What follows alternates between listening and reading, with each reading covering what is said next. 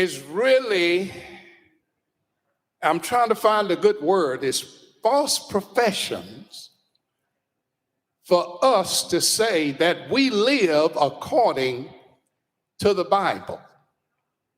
The Bible is for every individual to read, but it's nobody's book but God's. And for that reason, Mr. Sponsor, I cannot vote to make this Holy Bible a state book after looking at what goes on in this house day by day. Thank you. Representative Sexton. Representative Shaw, I respect you and I appreciate your work, as I'm sure you do mine.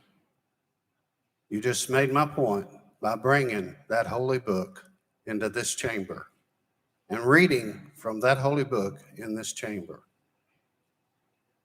I love the Word of God. I live by the Word of God.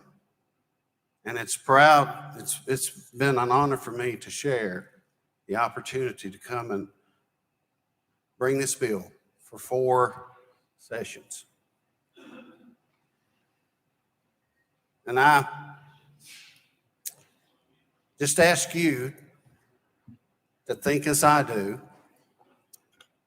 as the salamander and the largemouth bass and whatever other animal or flower may be in the state book. It was all created by that God that Representative Shaw wrote from. Some people think it's wrong to put it in there with a fish or an animal. God created those things, and He created you and I, and He created government. He created civil government.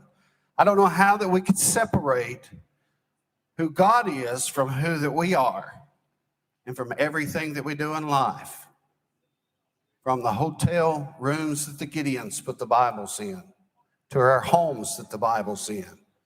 And to tell me that it doesn't belong in our state is to tell me that we don't want God any longer in our country, which is what we're doing.